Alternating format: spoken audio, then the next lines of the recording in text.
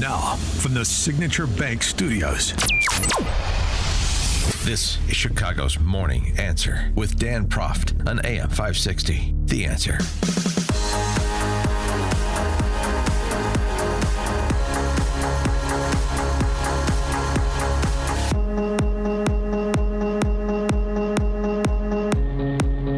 Top of the morning, Dan Proft here. Recently on a podcast called Borderland, a former Sinaloa cartel drug lord named Jay Flores, who along with his brother flipped on El Chapo and I guess were instrumental in his prosecution.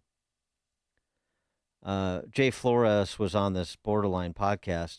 He had some interesting things to say about the Trump administration's posture towards the Mexican drug cartels, Sinaloa and CGNG in particular, and what it may mean for their future. Take a listen.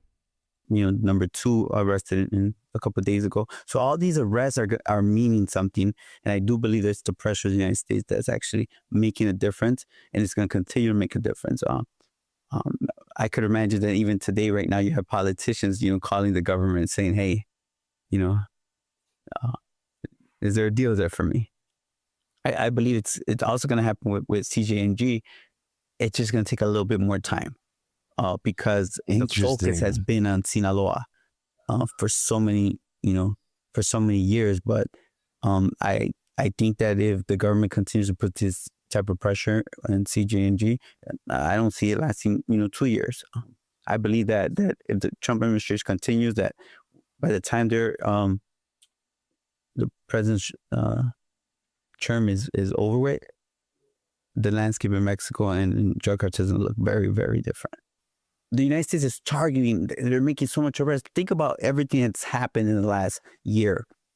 And more's happened in the last year than I believe in the last 25 years or, in terms of the United States prosecution and arrest. Well, I'm not sure whether to believe in Jay Flores' optimism about the future of the cartels or not, but it's worth digging into. So you've got Sinaloa, and then you've got CGNG, which is in Jalisco. For more on the topic, we're pleased to be joined by Katarina Szulc, investigative journalist based in Mexico City, who writes about cartels, host of the Borderline podcast, and her Substack, Send News. Katarina, thanks so much for joining us. Appreciate it.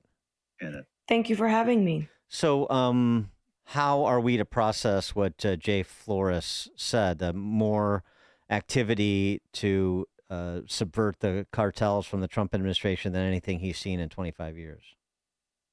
Yeah, I fully agree with this. I don't think any previous administration has fully cracked down on the cartels the way this administration has since January. I mean, it started with the foreign terrorist organization designation in January, which basically allowed U.S. officials to crack down on the cartel's financial pipelines, which is, of course, the most important component for any organized crime group. And then further on from there have been 2 major transfers of these large fugitives, some notorious players in the cartel landscape, who have been sent from Mexico to the U.S. in a way that's never been done before. I mean, the U.S. and Mexico has this extradition treaty where, like, for example, when El Chapo was sent to the U.S., it was done under this treaty to basically take the death penalty off the table, and it goes through this judicial paperwork in both Mexico and the U.S. But now what we're seeing is these are kind of under the table operations where these guys are being sent from Mexican prisons to the U.S. with outside of this extradition treaty, and they're essentially being promised, you guys aren't going to get the death penalty, but you have to give information. And we're seeing this play out in real time, like with El Chapo's son, Ovidio, who is in U.S. custody and is basically could be facing like 10 years of prison time because he has agreed to cooperate with federal agents in the US in terms of sharing information. And then multiple of his family members were given essentially asylum in the US and crossed into San Diego through Tijuana just a few months ago. So this is really unprecedented, what we're seeing, and it is having rippling effects in the cartel landscape and, of course, in Mexico.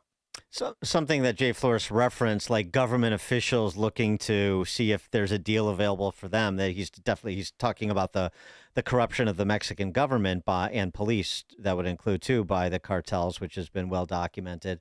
And I wonder if pressure from the Trump administration is having what impact, if any, it's having on President Sheinbaum to clean up the Mexican government in terms of the corrupt influence, the briberies and the extortions and the other activities that go back and forth between the cartels and the government. So here's the thing. I don't think that Mexican officials who have even the most blatant of ties with narcos, with the cartels, are worried about any backlash from the US administration. They are protected by the Republic of Mexico. And even, for example, yesterday morning, President Claudia Sheinbaum was asked by the press during her morning press conference if she's worried about the type of information that El Mayo may share about corrupt officials. And she explicitly said, without evidence, we don't care who claims what. And there is due process in the Republic of Mexico to go through proceedings to ensure that these claims are verified. Now, these claims haven't been made, but the US does have this sort of unofficial watch list of Mexican officials who have narco ties, whether that's through shell companies, money laundering, straw buying, you name it, right? Particularly in border regions and also in states that are ridden with cartel activity. So Sinaloa would, of course, be at the top of that list. Now, I don't think Claudia Sheinbaum is too worried about what could happen to her because she has given the US this sort of wide open back door to crack down on the cartels. I mean, she does save face in front of Mexicans and says, we will maintain our autonomy and our sovereignty. But behind the scenes, the US, clearly through its operations, actually has a lot of control with what's going on in terms of the cartels in Mexico.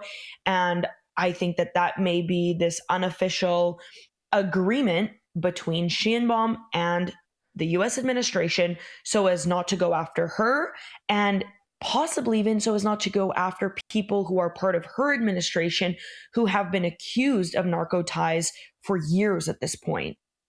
And the securing of the border, the southern border, obviously the open borders environment of the Biden administration is over. And how has that impeded the cartel's ability to operate just by securing the borders, in addition to the designation of the FTO, in addition to getting Sheinbaum to play ball? I mean, I guess it's all sort of adds up as part of tactics that complement each other in a larger strategy. For sure. However, I don't think locking down the southern border really impeded cartel activity, because something that I've been reporting on for over a year now, that's kind of been my niche at this point, is how cartels have infiltrated the northern border. I mean, Canada had such a lax border policy and immigration policy and has had that for so long that when Trump first cracked down on the southern border during his first term, cartels started to move up north. And so they were able to curate these relationships and connections that they had already sort of made during when marijuana was illegal.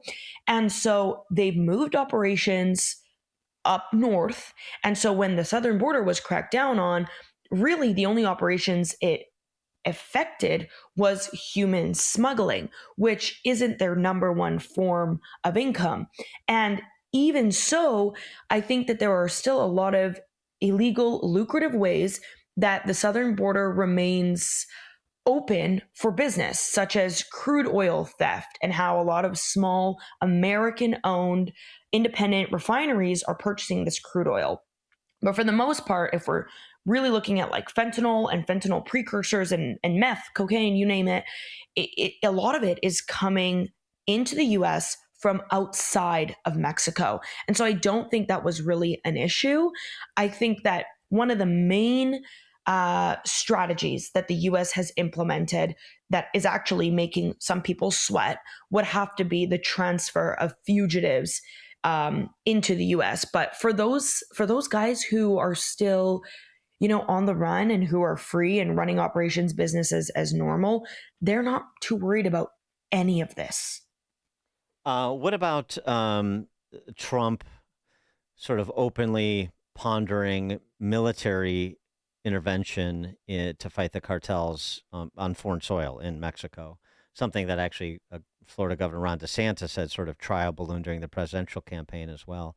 Are they concerned about, basically special forces operations? Is the Mexican government concerned about the possibility of special forces operations to combat the cartels in Mexico? I've gone back and forth with this topic for a few months now because we've been hearing this rhetoric a lot. And I think a lot of people, particularly in the Mexican government and in the drug cartels, don't believe that this is actually going to happen. Like, this won't fruition to reality, especially with the way things are going in terms of that open backdoor that Mexico has given the US. But when we first heard sort of this rhetoric about, US forces may be boots on the ground in Mexico, I spoke to some individuals operating in organized crime in Mexico, and particularly along the border region. And they told me, first of all, they're not concerned about that happening. Second of all, if it does happen, they will put up a fight. I mean, not saying that they really have a fighting chance, considering the level of operators that would be hitting boots in the ground in Mexico, but they would fight. And in all honesty, the Mexican cartels have a really high level of weaponry, whether that be their drone tactics, their armored vehicles, and then of course like arms. But for the most part, what they're saying right now is, and what they've been saying is, we just need to wait it out. We need to wait these 4 years, lay low, and kind of follow along with the crackdowns that are happening all around them. Yeah. Okay. So it's not going to be like life imitating, the Lioness, not life imitating a Taylor Sheridan series, because I know that was attendant to the last season. I don't know if you watch, but that's what it reminded me of when I hear about the idea of sort of black ops, special forces incursion into Mexico to go after the cartels. It's more complicated than it sounds. Katarina Szulc, investigative journalist based in Mexico City, who writes about cartels. She's the host of the Borderland podcast. Her Substack is entitled Send News. Katarina Szulc, thanks for joining us. Appreciate it. Thank you. And she joined us on the Turnkey.pro answer line.